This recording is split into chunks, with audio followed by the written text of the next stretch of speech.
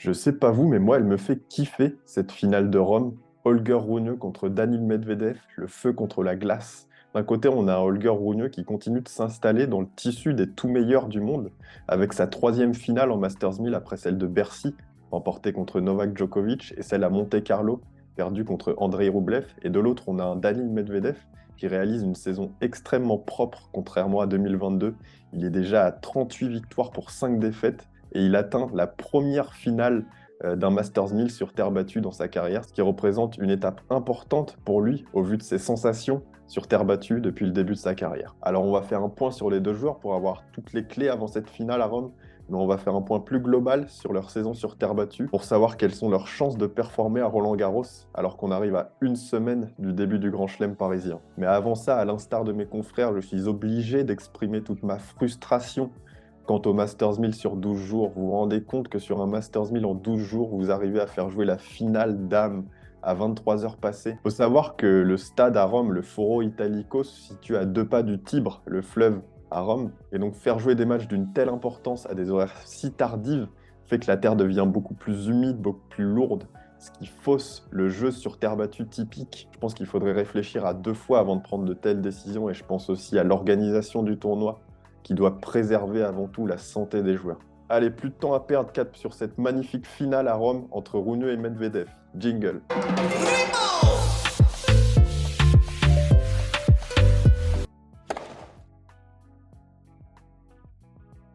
Holger Rune, il continue d'impressionner. Je ne sais pas ce que vous en pensez, mais moi, il m'impressionne. Il a un gros parcours à Rome cette année, un peu comme à Bercy, même si à Bercy, c'était incroyable. Il a enchaîné des victoires sur Arthur Fils, Fabio Fognini, qui avait tout pour être un match drama avec cette folie à Rome.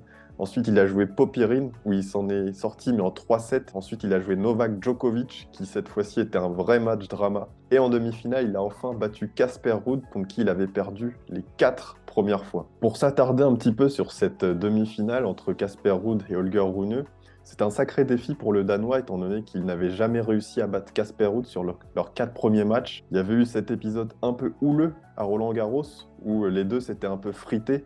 Holger Rune qui reprochait à Casper Ruud d'avoir célébré d'une manière un peu trop démonstrative sur certains points.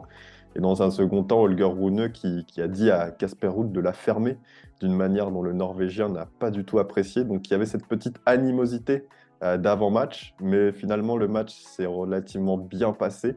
Et vraiment, Holger Rune a réussi à retourner le match d'une manière complètement incroyable, alors qu'il était mené 1-7-0, breaké dans le second set. Et il a réussi à inverser le cours du jeu en étant beaucoup plus agressif dans le troisième set, où il a réussi à complètement déborder le Norvégien qui n'a pas trouvé les armes pour battre le Danois. Comme je le disais, le Danois dégage quelque chose de vraiment positif dans son jeu. Je ne sais pas ce que vous pensez de son jeu, mais je trouve que quand on le regarde jouer, on ne peut pas trop l'imaginer aller à la faute dans un simple échange. Je trouve que physiquement, il est très affûté et que son jeu s'adapte parfaitement à la terre battue. Et la saison sur terre battue qu'il nous délivre est très très bonne. Il fait finale à Monte-Carlo, victoire à Munich. À Madrid, il perd relativement tôt contre Davidovich Fokina, mais dans un match très serré. Et là, à Rome, il rassure tout le monde avec cette finale où il peut aller chercher le titre, étant donné qu'il a battu Daniil Medvedev à Monte-Carlo. Et pour vous donner une idée de son niveau de jeu, il a battu à Monte-Carlo Dominic Thiem, Matteo Berrettini, Daniil Medvedev et Yannick Sinner. Par conséquent, après le forfait de Rafael Nadal à Roland-Garros, Holger Rune fait partie des favoris, quasiment, derrière Alcaraz et Djokovic. On peut clairement penser à Holger Rune, lui qui a fait quart de finale l'année passée et qui continue de progresser constamment sur terre battue. Daniil Medvedev, je sais pas vous, mais moi, il m'impressionne depuis le début de cette saison sur terre battue. Il dégage une sérénité, une confiance en lui qu'on n'avait pas vue auparavant sur cette surface. Je trouve qu'il a parfaitement implémenté la terre battue avec son style de jeu. Ses déplacements n'ont rien à voir avec ce qui nous avait habitués par le passé. Et son attitude, vous avez vu son attitude concentrée, déterminée, regardant son box, son coach, sa femme. Là, on est à des années-lumière du I don't want to play here on this surface à Madrid ou du Mamma Mia à Santa Italia ici même à Rome. On a un autre Daniil Medvedev complètement concerné et déterminé à battre tous les meilleurs sur terre battue et ça fait vraiment plaisir. Contre Tsitsipas, il partait pas forcément favori, surtout sur cette surface, mais Medvedev a réussi à emmener Tsitsipas dans un schéma tactique qu'il apprécie, même si on a vu Tsitsipas beaucoup monter à la volée comme il aime le faire, mais ça n'a pas du tout perturber Daniil Medvedev, qui a même réalisé pas mal de passings qui lui ont permis de gagner beaucoup de points importants. Le plus étonnant dans cette demi-finale, c'est toutes les amorties que Medvedev a distillées à Tsitsipas, lui qui n'a pas forcément l'habitude de jouer comme ça, qui aime les échanges du fond du court. Mais depuis le début de l'année, et notamment à l'Open d'Australie, on remarque qu'il s'oblige un peu à changer, à venir varier avec des amortis, des montées à la volée pour perturber ses adversaires. Et peut-être que c'est son coach qui lui a dit aussi de changer pour venir les perturber. Et ça a très très bien marché contre Tsitsipas. Daniil Medvedev lui faisait danser le sirtaki, le grec ne savait plus quoi faire. Et c'est aussi ce qui a permis à Daniil Medvedev de s'en sortir. Alors si on se projette à Roland-Garros pour Daniil Medvedev, après ses 4 premières éditions cauchemardesques à Roland-Garros, où il n'avait pas réussi à gagner un match dans le tableau final, et en s'inclinant notamment contre Benjamin Bonzi, Pierre Hugerbert ou Lucas Pouille, on remarque que depuis 2 ans, il y a vraiment du mieux. En 2021, il rejoint les quarts de finale en perdant contre Tsitsipas, et l'année dernière, les 8e de finale contre Marin Cilic. Alors même si Rafael Nadal ne sera pas là, même si Djokovic manque un peu de confiance, et même s'il a battu des joueurs comme Tsitsipas et Yannick Sinner sur terre battue, je ne le vois personnellement pas gagner Roland-Garros ni même aller en finale. Néanmoins, rejoindre le dernier carré serait une très très belle performance qui viendrait conclure une saison sur terre battue vraiment aboutie pour lui.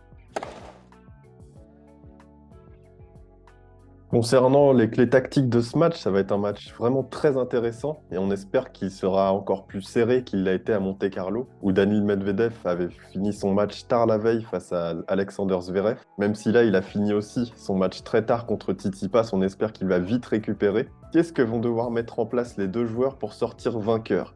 On sait que ce sont deux joueurs qui pratiquent la filière longue avec beaucoup d'échanges longs du fond du court. Donc pour Holger Rune, la clé va être forcément de prendre le dessus à un moment donné dans l'échange en cassant la diagonale revers qu'apprécie Medvedev ou alors en appuyant la diagonale coup droit pour ensuite aller long de ligne et monter à la volée. Il va vraiment falloir que le Danois monte beaucoup à la volée, soit entreprenant pour poser beaucoup de problèmes aux Russes. Effectivement, on sait à quel point Daniil Medvedev apprécie la diagonale revers. Il est peut-être plus judicieux pour Holger Rune d'aller directement dans la diagonale coup droit dès qu'il en aura l'occasion pour avoir une balle courte beaucoup plus rapidement pour enchaîner à la volée. À noter qu'au service, Holger Rune a tout intérêt à sortir le Russe du court pour pouvoir directement enchaîner à la volée. On sait à quel point le Russe se met très très loin de sa ligne au retour et même s'il a un des retours les plus performants au monde, à 3, 4, 5 mètres de la ligne de fond, il est difficile pour lui de se replacer pour être prêt pour le prochain coup. Donc enchaîner à la volée permettra vraiment à Holger Rune de prendre un avantage décisif. Contre Casper Ruud, c'était 24 points gagnés au filet pour 36 montées. Il faudra donc qu'il réitère cette performance pour vraiment gêner le Russe. Pour Medvedev, il s'agira de très bien servir, évidemment, mais aussi d'être très performant côté coup droit. Pas forcément de faire tous les coups gagnants de ce côté-là, mais de tenir la diagonale. On sait que Holger Rune va pilonner le coup droit. Le Russe devra donc vraiment résister à toutes les attaques qu'il subira de ce côté-là. À noter qu'il devra garder sa qualité de déplacement. Holger Rune a fait preuve d'une main vraiment extraordinaire ces derniers temps, donc ça fait pas de doute. Il fera énormément d'amortis et Daniil Medvedev devra vraiment être réactif, à vraiment rester sur sa ligne dans l'échange pour ne pas être surpris par les amortis qu'il devra aller chercher. Enfin, les deux joueurs devront faire preuve d'une résistance à toute épreuve. On sait qu'il va y avoir beaucoup de rallyes, beaucoup de longs échanges. Ça va aussi donc se jouer dans la tête. Donc la tactique, quelque part, va rejoindre l'aspect mental.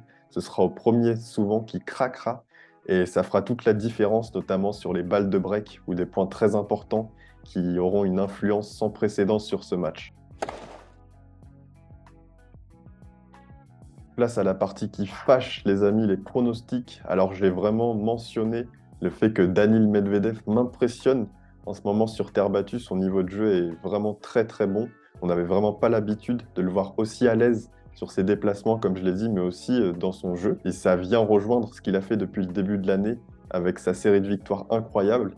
Donc, je pense que vraiment, il sera au rendez-vous sur cette finale et qu'il ne va pas se laisser faire comme ça. Mais d'un autre côté, j'ai aussi dit que Rune dégageait vraiment une confiance dans son jeu, que ce soit voilà, dans l'aspect tennistique, mais l'aspect mental. On sait qu'il est revenu de loin dans certains matchs, comme sa demi-finale face à Casper Ruud, et qu'il a déjà un mental d'acier à peine 20 ans. Donc c'est assez extraordinaire de voir un tel joueur évoluer de cette manière. Pour toutes ces raisons, je vais prédire une victoire d'Holger Rune en 3-7, pour la simple et bonne raison que je vois le Danois encore meilleur sur cette surface que Daniil Medvedev, qui continue de progresser à son rythme, qui a montré de très belles choses, mais qui pour moi sera rattrapé dans un 13e set par un niveau de jeu moyen inférieur à celui de son adversaire, qui lui accumule beaucoup de confiance et est extrêmement efficace sur terre battue. Dans tous les cas, Game Set Talk couvre la totalité de ce Roland-Garros qui s'annonce passionnant, avec beaucoup de joueurs qui vont avoir à cœur de succéder à Rafael Nadal. Nous couvrirons également Wimbledon et la tournée américaine jusqu'à l'US Open. D'ici là, on se retrouve pour de nouvelles vidéos, mais surtout, prenez soin de vous, c'est le plus important. Ciao!